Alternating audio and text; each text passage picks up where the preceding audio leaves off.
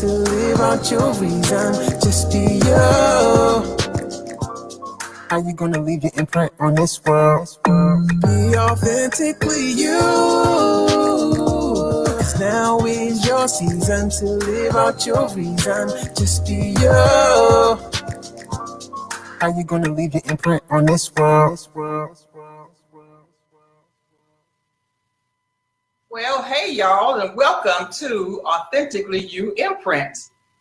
The heartbeat of Authentically Imprint is to bring attention to or shine the spotlight on those in our communities who are out there getting the job done. They're getting things done, but who will not be seen on mainstream media. That whole 80-20 rule applies here as well. 80% of the people making our lives as comfortable and as meaningful as they are get 20% of the exposure and the attention and the thanks that they deserve. We want to turn that around and shine the spotlight on the wonderful people in our homes, on our block, in our communities and neighborhoods, in our cities and our states. With that being said, let's welcome to the show today, Troy Barnes. Well, thank you so much for inviting me, and thank you for the great outreach you guys have in the community, and keep on keeping on, making Authentically You what it is, and I'm happy to be here. Awesome. So after much drilling down, Troy Barnes, my mother's maiden name is Barnes, and so we thought we were cousins. We thought we had to be cousins because we know people from the same general area.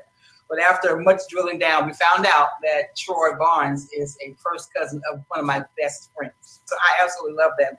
Marsha Sharp and I met in the 3rd grade, and we went to school together until I was in the 11th grade when I moved here. I moved here to Maryland in my senior year of high school. So that's how, this relationship has gotten started, and how I believe it's going to be in years to come. I know we're going to cross paths somewhere in Pine Tops, North Carolina at some point. Highway 43, we're there. Right.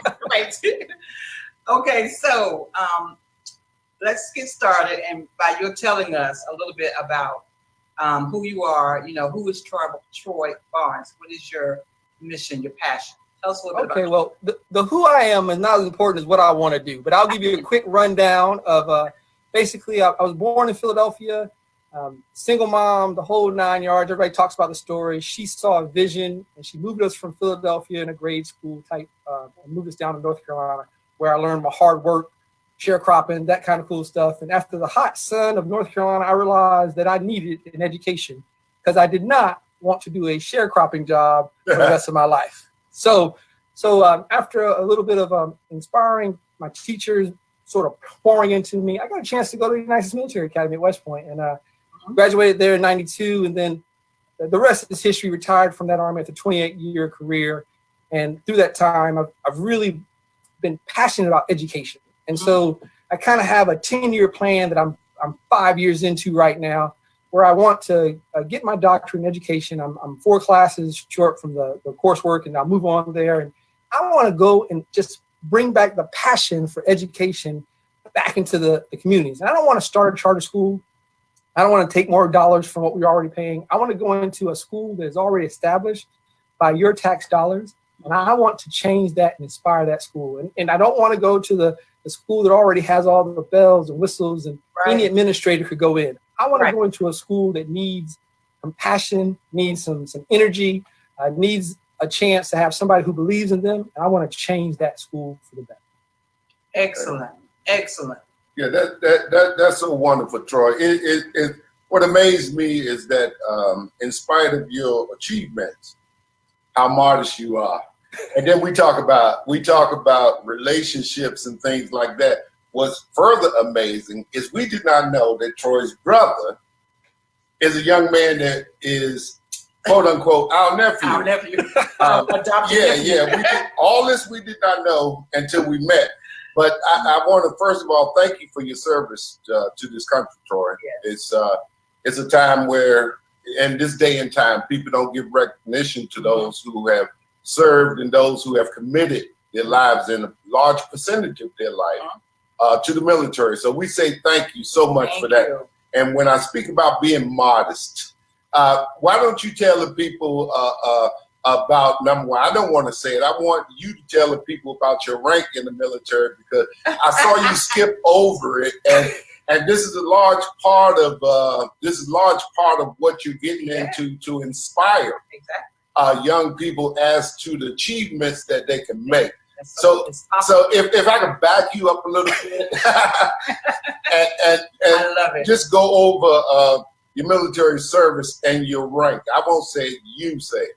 Okay, well, so I retired as a lieutenant colonel out of the United States Army after like I said, my years of service. I really, after those years, wanted to go do something different.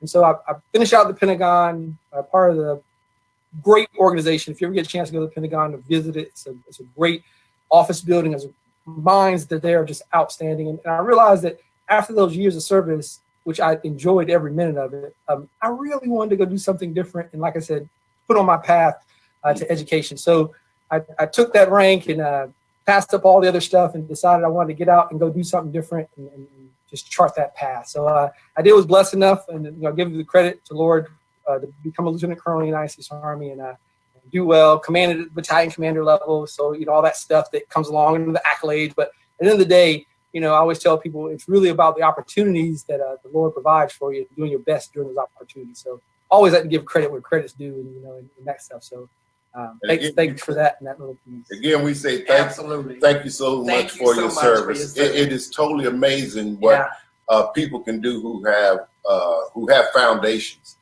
and who have spiritual connections to God Himself, and give God the credit for where they have made it. But I got to say to you, you have made it, and you have made great accomplishments in life. So we're just expecting your next level of service to be just as great as the one you just left. So with that, I'm going to say you can go ahead now. All right. Now, my husband mentioned that I did not send him any questions, and that was actually one of my points that I was going to bring forth. The mere fact that you don't push yourself forward and push your accomplishments and your achievements to the forefront, but it's that passion that's down within you that's what drives you. So as a follow-on to what I was going to say earlier, in thanking you for your service, do you attribute your successful military career to your present passion for education, or did your passion for education launch you into your military career? So that's a great question. What actually launched me into a military career was because I was poor. And what launched me in my military career was the United States Military Academy is a chance to get an Ivy League level education at no cost to the actual individual.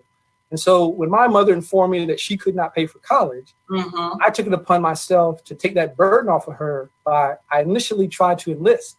And I had we talked about a story last week, and I just want to give credit where a friend of mine heard that my teacher paid for my SAT, my classmate gave her grandfather my actual request for an appointment, and the rest is history. So again, I believe the Lord orders one's steps. And so that ability to want to educate myself took me to the military, and the military taught me so much about honor and training and bringing people up and encouraging one another in the midst of arms, of course, but that passion is exactly the same as education. So I was able to take that passion, as you talk about, in education with training that I received in the military, and now I believe I can take that same sort of framework and really apply it to a school where we hold kids accountable for their actions with love and compassion. See, I think one of the things in our current school system that is kind of wayward is we believe that love can't be tough. And by tough doesn't mean you have to be ugly, abusive, demeaning. It means that when you have a standard, you hold a child to a standard, and when they do not meet the standard, you give them the consequences of their action. Right. But you must give them the resources in order for them to excel. Yes, to be successful. Those are hand in hand. We try to think we can leave one or the other, but you have to be able to provide the resources for that child if you want that child to excel. But once you give them the resources, you must hold them accountable for their decisions, good or bad, and demonstrate to them what's important in those decisions. Absolutely. Thoroughly agree with that. Before we get, I want to turn you loose on this passion of yours in a minute. But before we get there, we rarely get to these places of awareness and mission centered, focus without, those who are closest to us cheering us on. So give us a snapshot of those who have been and continue to be the wind beneath your wings. Well, I got to start my wife, because people talk about who's the who, and they say behind every good man is a good woman. I would like to say the woman behind me ain't behind me at all. Just let you know. There you go. First of all, But just to let you know. Just call me Mr. Chris. For 34 years, that my wife, who's my high school sweetheart, has supported everything I've done, to the 11 moves we had while we were in the military overseas, as well as all over the United States. She has always loved me for who I am and supported the passion I have for people and kids. Very, very in the background, but she's never, ever, ever, ever not encouraged me or supported me there. So that would be the first person I started with. Other than Jesus Christ, I tell people, if you want to start with a level, God first, but, you said people. Right. But and the next one was my mom. Mm-hmm. And I extend that to my whole family. But my mother instilled in me a discipline to do the right thing and to hold me accountable for my actions, whatever they were, the rest of my life. And she always eliminated excuses when it came to who I am and what I needed to do. Always eliminated excuses. And the next thing that I always had, which I thought was pretty great, was my kids. My children are outstanding, and they hold me accountable for my actions and the way I think, to make sure I am progressing in the way that I think and ensure that I'm not stagnant. By the same token, they provide a great encouragement as well. And then I'd like to extend that, just if we have enough time. That's good. Let them talk about, I gave you a quick story about the people who supported me in education. And Mrs. Hunt is an example of the many educators while I was in high school that saw something in me that was something special. But if I could tell the listeners about the story, what happened was I informed Ms. Hunt that I wasn't going to college and I didn't have the money. And she taught me AP history. And while I was in her AP history class, this woman put into action real love. Because to me, my grandma used to say, action is a verb. Love is a verb. You got to go out and do it. You can't just say it. Love is a verb, right? And so what happened is, when I told her about it, and she said, hey, you should go to college. You have all the skill set. And I told her I didn't have the money. She stopped class right there. She walks over to her purse.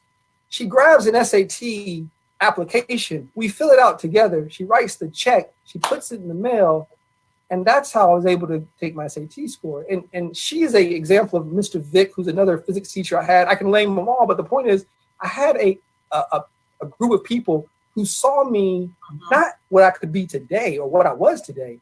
They saw in me something that surpassed anything I could think about myself for tomorrow. And so, when I look back in my life, I've had those type of people who supported me all along the way. And within the Army, I've always had commanders and fellow support officers who've just been there for me. So Troy is here today, not because of anything I've done. You guys give me great credit, but I have definitely had a support staff, which with every turn I take, do two things. They lift me up and smack me about the head and shoulders when I choose to get out of line. So that's what I think, is just truly the reason I'm able to succeed. So that has been a huge part of the foundation of who you are, that causes you now to want to do the same thing for someone else. That's correct. Absolutely. I love it. I see, it's simple sometimes. Sometimes we make it too complicated because we get away from the basics. Right. I laugh that sometimes the old way is a good way. It is. People like to talk about, we need to do something new. Sometimes the old is not just good now, it's great tomorrow. And I think having a system of support, accountability, love, and challenging someone is a great system. I don't care if you're born in 1802, if you're born in, 2020, it doesn't matter when you're born. That model is great for humanity and for people regardless. Absolutely.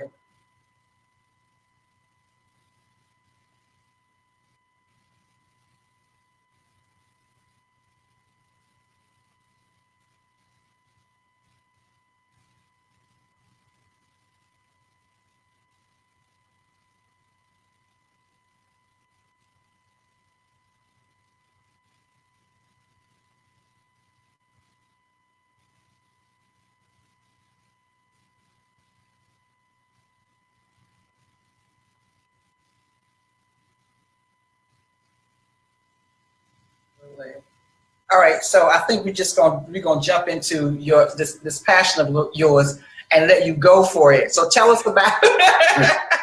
You talked about your 10-year plan that you're 5 years into it. So tell us about where you see yourself at the end of this 5 years. What do you want to do? So like I said, I'm currently getting my doctorate in education, and that's so I have credibility within the profession. I think one of the things I do not want to go into a profession and not put in the work that honors the profession. So when I get to education, I have education, obviously. I've got masters and all those degrees and that kind of stuff. But I want to make sure that when I get to the education world, I have done due diligence to learn my profession and be in a position where I can guide, lead, train, motivate, all those things. So this 5-year plan has 3 years of getting my education. I currently work at a defense contracting company. And when I finish that, I am going to then in turn take the next 2 years to save money and start my Rolodex, if you will, of companies. Because the vision I have for a school is, I think most schools suffer because of resources. I believe I am one of many passionate educators for schools.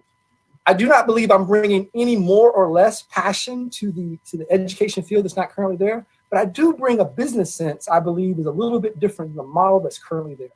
So my 5-year plan, after I do a little education, do a little fundraising, from that fundraising, I have a plan to go into an inner city, low-performing school. It can be a low-performing school that's out in the rural area, but a low-performing school. And to that school, what I want to do is go in and teach for a couple of years, 2 to 3 years in the mathematics department. That happens to be my degree. It's in mathematics and applied mathematician.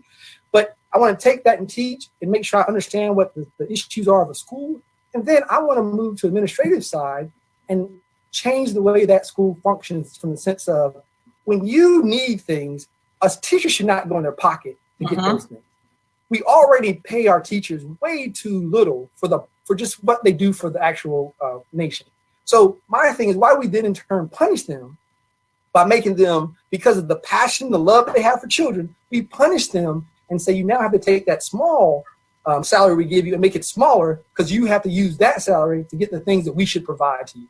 So one of the models I've learned of the business world is, major corporations throw away more money than I need for my school. Right. When you talk about a multi-billion-dollar company, 10% of a multi-billion-dollar company is a big number. I'm asking for 0.1% Right. of the billion. Right. Like, I'm asking for $10,000. I'm asking for $5,000 to do the things I want to do. So I believe if I'm able to solicit, that's the word, let's not change what it is, solicit donations, support from major corporations, we can close that gap between the need, what we have, and the budget. So schools they only have a budget big enough to be whatever. And we know that currently schools are done by taxation. Right? That's the model, right? And so higher earning people have more dollars to give their school. Poor people have less dollars to give your school. It's a normal model. So what I want to do is I want to augment or supplement that delta, so that those children can receive the type of funding that affluent schools get only because of where they live.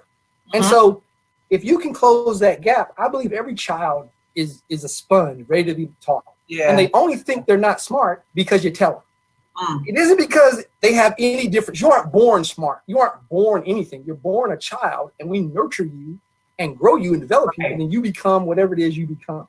But so I believe if you give them an environment where somebody believes in them every day they come through the door, somebody tells them they are somebody every day they come through the door, that when they have that, they start believing it, they'll act like it. Because my grandma says, if you act like a fool, people will treat you like a fool. Treat you like one.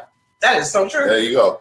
So I've always said, hey, act like a champion. Act like a person of character. And then we start treating you like that, right? So that's how that's going to work for that passion. So that's the model. The model of the school doesn't change the curriculum. It doesn't change the academics. What it changes is the resources. And in turn, by changing those resources, we can grow better academics. They can have better experiences throughout those days because they have the resources to make that happen. Absolutely. Yeah, so we're going to believe that Mobil and Shell and all these large companies got somebody listening. Right. We're going to put the information in on this interview. We're going to put it up so that they can hear, just in case anybody's feeling that same passion that you're feeling, and they're sitting around with all that money they got to waste. You know what I'm saying? To put it into a good cause, we really have to really have to reach out. And I need you to understand, although this is a working process, it's also a process where money has to be there when this thing begins. So there's something, if you're ready to give or whatever the case may be, we'll have it set up so and you can be able to keep track of his progress and all the things that are going on. But it definitely needs money. And out here on this, today is a crazy day. You got to understand that we're talking here now in December of 2020. When this air, it'll be January 21. Thank God. And we're thanking God that we're all on the other side getting to our plans.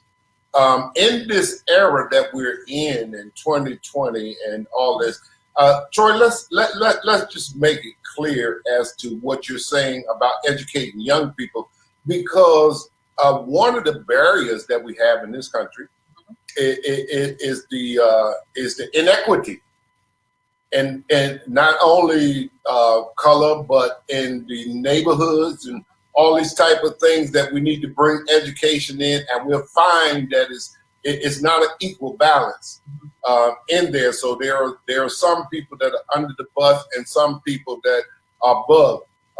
And when you're talking about educating young people and stuff, you're not just going for the poor. You're going for those who have maybe it's a disability, maybe it's a discipline problem within the home because you got too much money. That's right. Or whatever the case may be, and you don't have the principles and things like this. In this era of systemic racism, as it goes on and as it goes, and we, just so you know, we are Christians. And although this program is not just geared towards Christians, but our foundation, our base is, and we believe in love across the board. And we believe that true God's love crosses racial barriers and all this other type of stuff that we have. So when we talk, don't put us in the category to where we just talking reaching the Black community and things like that. We are. Yeah. And it's a good time to reach, but we're talking about reaching all communities. We're talking about reaching across the board. If you want to put in issues that you have with the inequities, that's good and fine. But the most important thing is that our kids get educated. And that we, as we move into 2021, hopefully with the new administration and their new program, hopefully, and we praying to God that systemic racism is cut. Correct. And that we'll work hard on cutting it, because we need to come together in this country.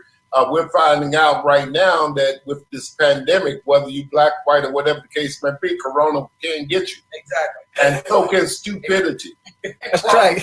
And so can hatred and all this stuff based upon a man and his color and everything else. These things that we have tagged to our society. And if we're going to really educate our kids and get across that, we got to take step one. And 2021 is a great time to state to make the step into step one. So when you're talking about educating, you're not talking about looking at a person's color. You're not talking about looking. What you're talking about is going in and finding those kids who have a disadvantage for whatever the reason is, whether it be because of their color, whether it because of lack of discipline in their homes, or whatever the case may be, whatever their barriers are. So just briefly deal with that for me, Paul. What a great point. So the color that most kids deal with the education is green. And so resources and finances is the first issue. And to your point, it's like Corona. It doesn't care about your ethnicity. It doesn't care about your racial. It doesn't care about your sexual orientation. None of that cares. If you can't have the resources, the funding that allows you to provide for a child a safe school, which means it's free of violence. I'm not talking about the disagreement between, Susie and John because he didn't pick her up on the day, whatever. I'm talking about where kids are afraid to go in their school because there are bad things happening.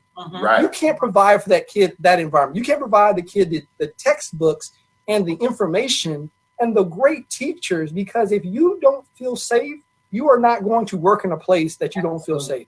This is not the military. I've deployed to countries and people have shot at me because we call it a war zone.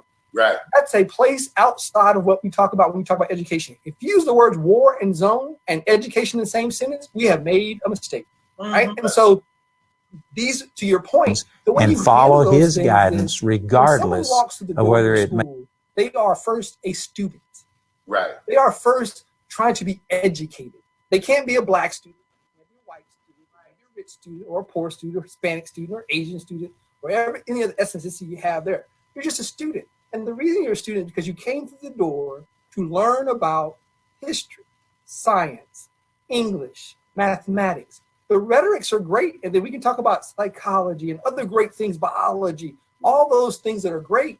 But you must start first with understanding that when you look at another human being, you should see a human.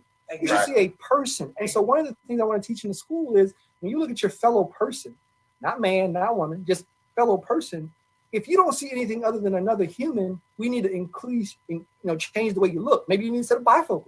Maybe we need to change the lens at which you look through, right? We need to clean your glasses off, because when you look at somebody else, you should only see another human. And that way, the way you deal with that racial tension, the way you deal with that, things is, I want to change all these words. In the school the word will be don't discriminate. That's it. Right. I don't need any other adjectives. I don't need any other things or qualifiers that come with that. If you have actions that discriminate, you're wrong. So it doesn't matter why you did. It doesn't matter whether it's a female or whether that's the only thing I need to say. Don't discriminate. Period. So we need to take away some of these things in our great English language that we have and simplify and make things more all-encompassing. And another way you deal with the things that you're talking about is, so you had a great point about if I'm in a scenario and the person beside me is a multimillionaire in my school, and this kid over here can barely rub two nickels together, if for some reason that person who makes a lot of money thinks that other person is less of a person because of what they have, we've got to change that as well. Yeah, that's a problem as well. And so to your point, the way you do it is you deal with it. See, I think too many times we don't address issues, we bury them. Yeah. Right. We hide behind them. We make a policy or a law that never deals with the heart of the issue. It only deals with the behavior. Now, I'm in the military. Let me tell people, there are racist people in the military. The reason there are no people you see is because we destroy the behavior. If we see the behavior, we kick you out of the military. Yeah. So the system is very good. The system is very vanilla because we know that if you have any kind of actions that are discriminatory, you just get rid of it, right? Well, in a school, it's not that simple, right? You got to say to school, you're 18 years old, you just can't get rid of somebody. So at the end of the day, you must create an environment that says this behavior is accepted, this behavior is not. I cannot change the way a child thinks, but I hope, my prayer is, through my actions, through my example, through the way we interact with them, we will change their behavior because they see something better. Right. We will change their thought process and what they mean in their mind because they see something better. Now, I can't really tell you the second part will be there, but I can guarantee you in my school, we will change their behavior. Yeah. Because that I can change. I can't change your motivation or why you do what you do or your thinking. But I've learned from 28 years of the military, you can change a human being's behavior. So I believe if we start focusing on behavior first, followed by an example of daily love, of daily accountability, all those things daily, we exhibit those things, that child starts to be in a cycle of, this is what's expected of me, this is how I react to those things, and this is how we're going to make things happen. But to that, I don't believe we treat children well because we discredit their thought. So I would like to also have a school where if a child wants to disagree, we want to teach them the proper way to disagree. Because disagreement is not incorrect. It's being disrespectful that we can't handle. That's right. That's right. You can handle disagreement. My wife and I, we disagree all the time, about things. But the difference is we're respectful in our disagreement. Yes. And so the same thing has to happen in the school. So if you have a child that believes they've been wrong or whatever the reason is, we teach them, okay, after class, we will set aside time, or you make an appointment where you can discuss the issue you have with your teacher. And when they do it in private, as you're supposed to, we will make sure we admonish in private and we praise in public, as you should do it. Right. So that way there's not this shaming, there's not this deal that you feel you have to bow up, or anything that happens with children when they're talked to, when they feel like they're disrespected. Because contrary publicly, you can be disrespected as a child. And we want to have that same love and respect for children that we ask of them for ourselves. So the way we handle those things doesn't mean we're going to acquiesce because they're a child. Matter of fact, the contrary. they're going to assimilate into that way of properly handling those things inside the school. So that allows you to make sure you have a school where there are rules, not like just oppressive rules, but there are rules in even the way we interact with each other, and that love and patience. So that's how you handle those issues. You have to tackle those issues. You can't run from those issues. You got to call a spade a spade. If a kid's being disrespectful, call it what it is, and then give them the path to be respectful. Don't just throw them out. Like, that's another thing. I watched in Philadelphia. I was a recruiter in the Army for a while. I commanded a battalion in the state of New Jersey and the western portion of Pennsylvania. So Pennsylvania, Philadelphia proper, at the time I was there, had like a 54% graduation rate. Well, that means 46% of all those children are dropping out of school and not getting educated, right? And so a lot more discipline problems, a lot of things. And that just fueled my passion even more to say, where was the adult between the time the kid said that this behavior is acceptable and no one checked that child to the point where now the system kicked them out of the system? Like, what happened between that era right there? So I think, as you start talking about holding kids accountable, we got to hold ourselves accountable. Like, we can't just not hold ourselves accountable. Parents have to hold themselves accountable. And I'm not talking about resources. So let me go up front. Because people say, I ain't got money. That don't have anything to do with talking to your child and asking about, did you do that? You don't even have to know how to do the homework. Just asking your child, did they do their homework, is enough. And if you see a grade on a test and the grade is 50 out of 100, you can do the math and say the child didn't do well. And the question is, what do we need to do to help? You may not be able to help the child, but the question is, what do we need to do to help you? And the school that you have should have those resources that allow me to help that child.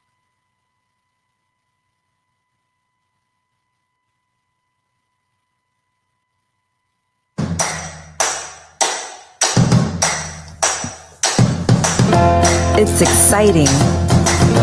It's zesty. Purify and protect with our new lemon head-to-toe routine. The subtle, crisp fragrance instantly makes you feel clean.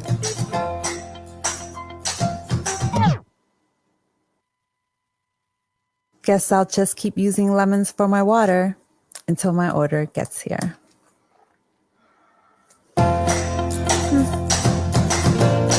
Our new lemon range is available now.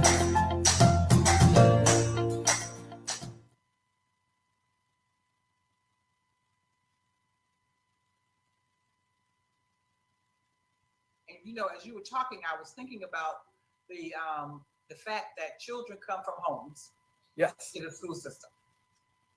And you can have a myriad of mindsets and thought patterns and preferences and prejudices and choices and all that in that home. And that child is going to come to school because the child for the first 5 years of their life was ingrained in that flow.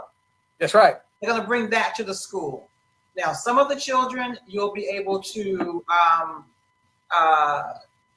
change the trajectory of their thinking, to more of a inclusive, accepting type of frame mindset.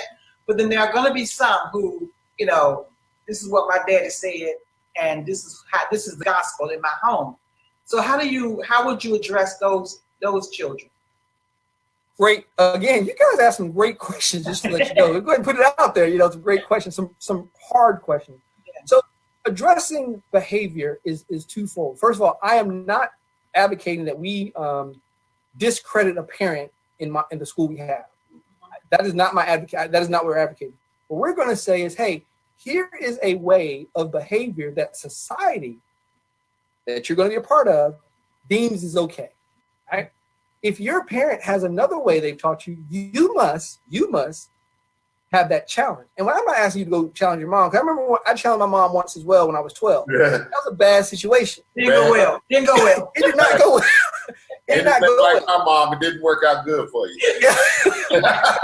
But what I am advocating is, you do not have to, if your parent is teaching you something that goes against just good human values of how you treat someone, then I would ask you to challenge in the sense of maybe you think different. So what I'm going to challenge the kid is, hey, kids are great at compartmentalizing. If you don't believe so, watch children who are divorced. They act one way at one parent's house, they act another way at another parent's house. You see in our society, look at people going to work. They act one way at work, they act another way at home, sometimes to the fool of some of them. So we know, don't make it sound humans aren't good. So if we need to help that child compartmentalize, that's what we're going to ask them. We're not going to tell them we're not asking them to do it. We're going to let them know, hey, we understand that you may have been wired different. You may actually been programmed different. But when you step through this door, here is the program we're giving you. Right. We would ask you to access that program, Right. being a computer geek for a minute, you access that program. You come here and this is how we want your behavior to be. And then we hopefully what's going to happen is change your thinking based on that. And that way, I want to bring in the community to change their minds. So here's that part, the second part for the child. Now here's how I want to change the community. I want to make it two parts. I like that. Thanks. So how you change the community is I want to go out and support the community. Mhm. The question is, why can't we go fix homes in the community from the Right. school perspective? Why can't we have a cleanup day from the school and we pick a housing area and we go out and rake it up and do all kind of cool stuff? Why can't we do that? Why can't we give service projects to kids where they go out and help the community and teach them what it means to be part of service? Right. And once you see that you're going out to do those things, I believe what happens is people start to buy into the way you're doing business. And when you start changing the kid at the school and they see a difference, and then you go to the home and you start pouring into the community, that community reciprocates it, pours back into the school. And they start getting on board. And so the things that the kids bring at home, the parents are starting to say. And all of a sudden, you're starting to change that community, one child, because of the positivity. Right. But it's got to be action. You got to go back into the community and make a difference. I used to always laugh. Like when I was growing up, there was always like electricians and all kind of stuff. And it seems like the handyman at school always had some dude who came in to help him out. It was crazy. Like, Mr. Bob, he didn't work at the school, but Mr. Bob would show up when my guy was doing whatever he was doing. Right. And we stopped that. We got unions. I'm not against unions. I'm not here to talk about unions being good or bad. Right. That's not what I'm saying. We got these things where we got these laws where you can't do the helping part. It's illegal.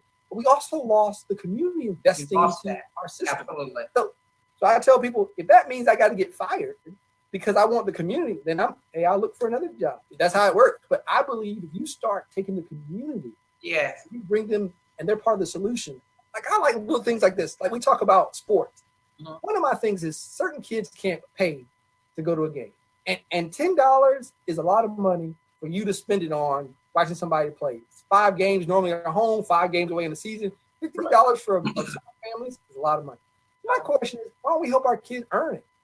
I'd like for you to bring your report card. If you get A's for the semester, the following year, your whole year is free.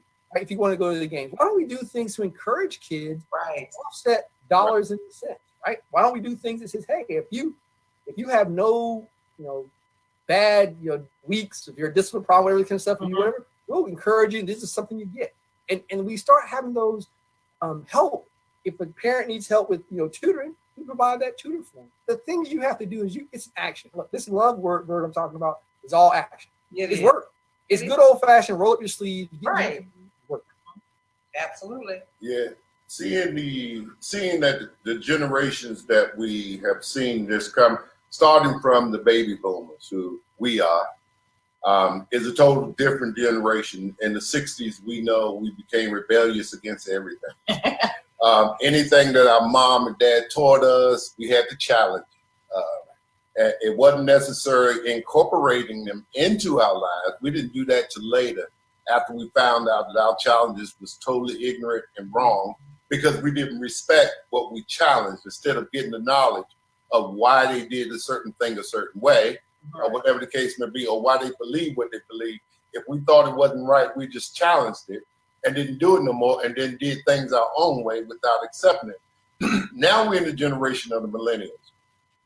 Thank God for them, because the millennials advanced themselves somewhere where they took some of our principles, respected a few of our principles, and now they're going on a different level, which is I'm great because my children who are millennials went to diverse schools. They have diverse friends. My son is married to a Spanish lady. My grandchildren are mixed Spanish, and we have all these cultural differences that we had to get over. Yep. and deal with Incorporate. as the millennials. I tell you, my response to my son the first time he came home wasn't correct. It wasn't correct based upon my upbringing and everything else. And then I had to learn and catch myself and say, hold up, wait a minute. He has the right to choose who he loves. And my thinking of having culture involved in that, when I'm the one that took him to a school to be diverse and to respect other cultures and expose him to that, I almost disrespected that myself, thinking, oh, wait a minute, I did that. You see what I'm saying? So now we have the millennials who are much more understanding, the ones that were out there protesting this year and saying that systemic racism is wrong because we opened up the door for them. But in 5 years now, you're talking about educating their children. That's correct. Such as my oldest grandson is 18 but already. Then my oldest granddaughter will be turning 12 this year. In 5 years, she will be 17. Their perception of life is totally different from ours. That's correct. And with this generation, and we're talking to the public too, it's important that you understand these generational transfers and the things that happen during this time. So this next generation that we're coming up is not going to put up with our racism and our systemic racism. They're not going to put up with them because we did that. We took them into the society and said, this is what I want of you, diversity. This is what I want of you, to respect everybody, love people for who they are. And even if we didn't do that, we kind of had to kind of put up with it because that's the way society moved. Now, with this generation that you're talking about educating, it is dynamically, it is strange and exciting at the same time, because it's not like we had to do and deal with straight up racism and do all this other type of stuff. It's some of that stuff is dying down with the generation. Thank God for that. That's coming. And although it's on the national level right now, and it's on the forefront right now because of our leadership in our country is there and things in the world, this younger generation who was out there protesting. Totally now they think totally different, and I would always say to my wife as we watch the news, I am so proud of these young people. I'm so proud of them standing there together, holding hands and saying, wait a minute, you guys are the one that put us in this situation, and now you're telling us that this is right, this is not right. Right. And they're hollering that. So the generation that you teaching and that you're talking about, although we're praying.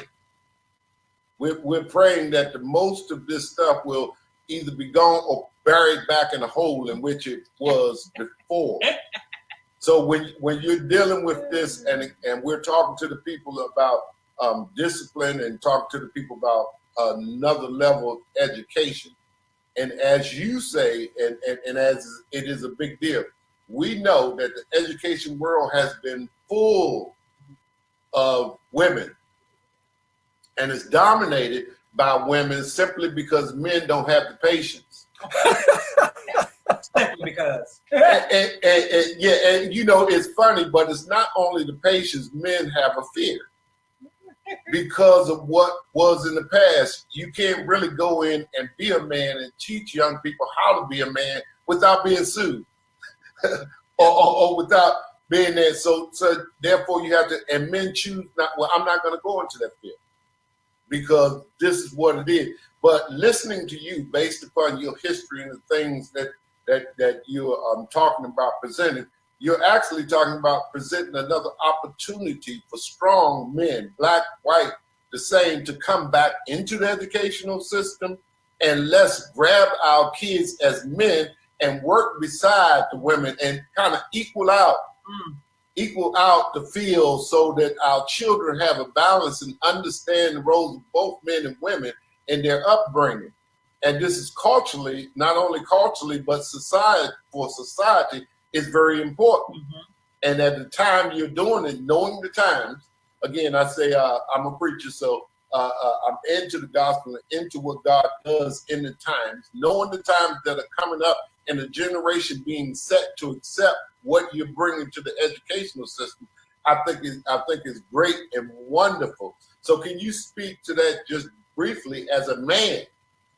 Because it's not an easy thing, but as a man that's taken on this thing to go into the educational field, not only as an administrator, but as a man that's bringing ideas to walk beside what's going on already in the education system.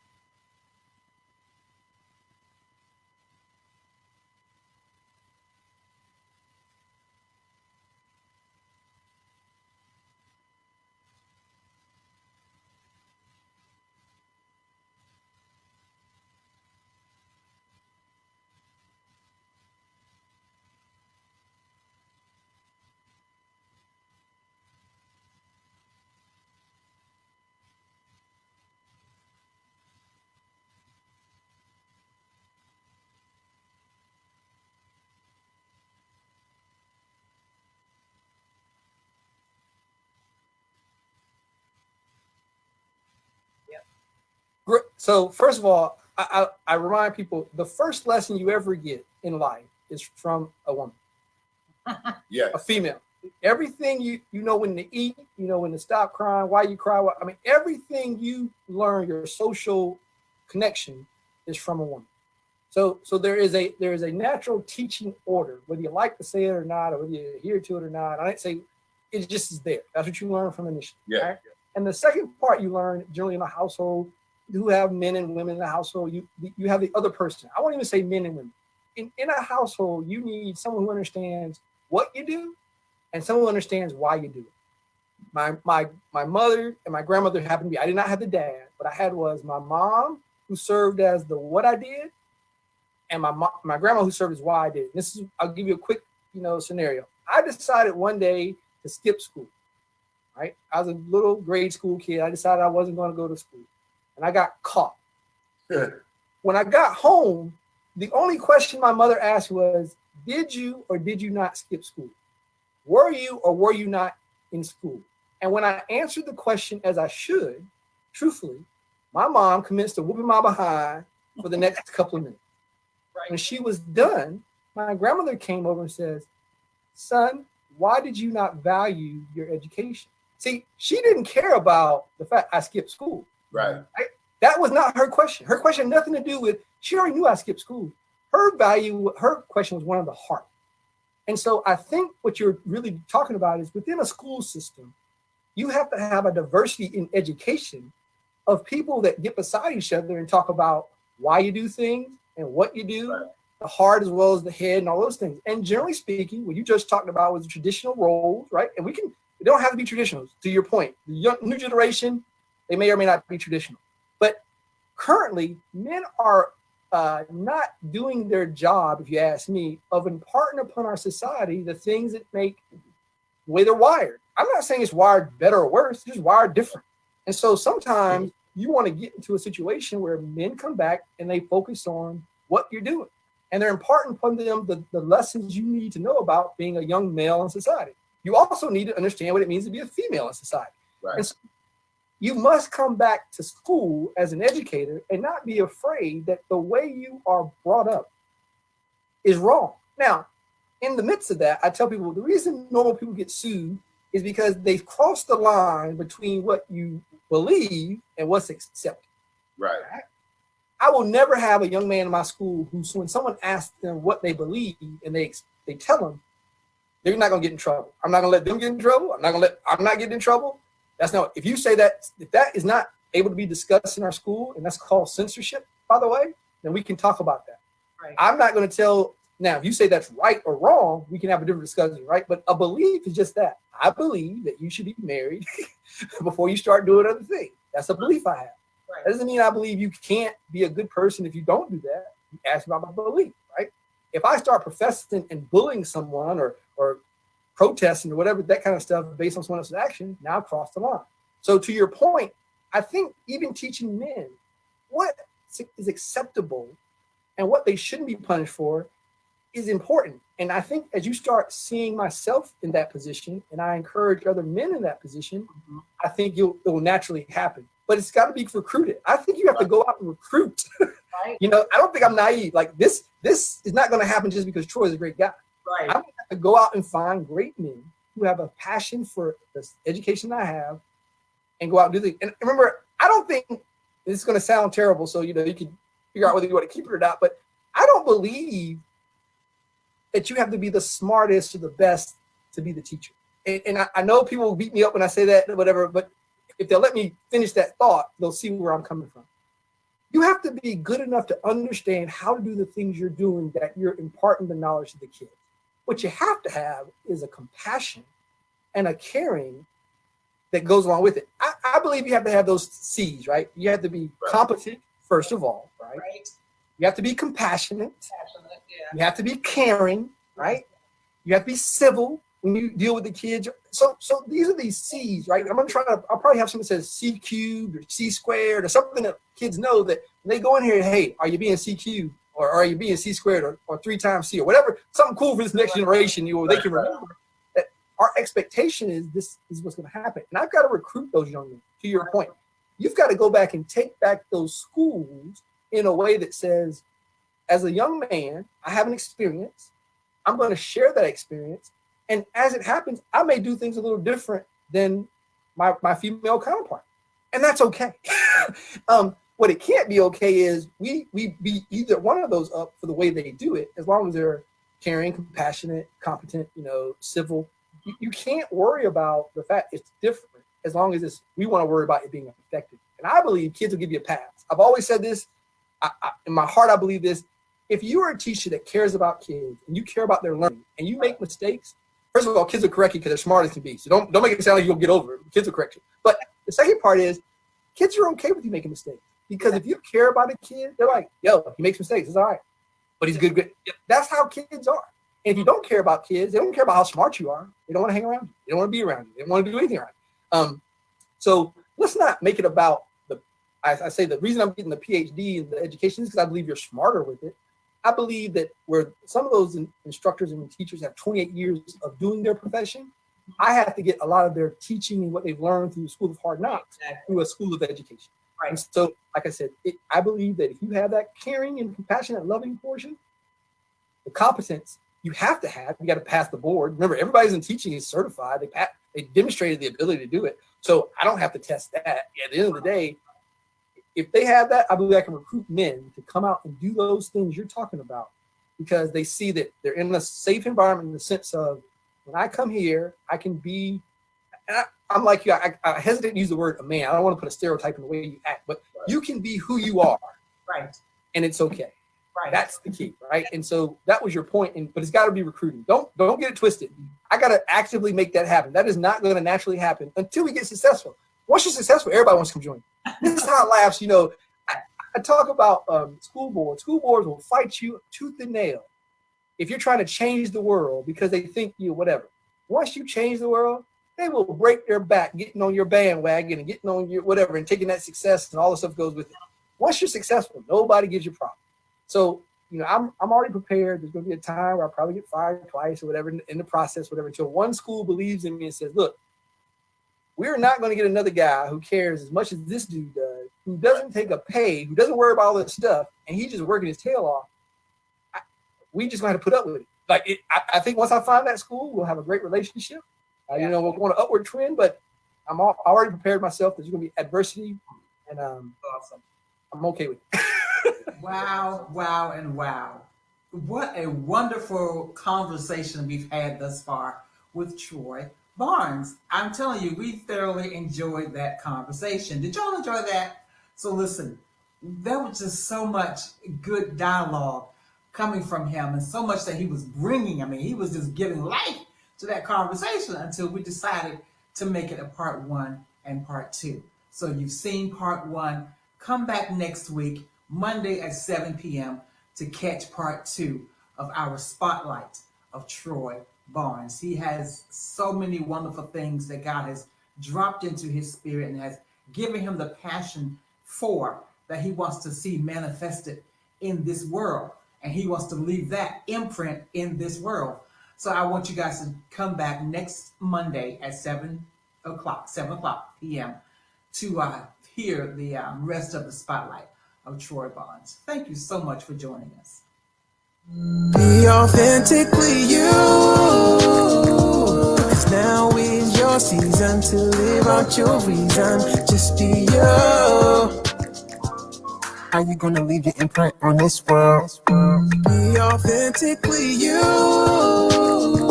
'Cause now is your season to live out your reason. Just be you.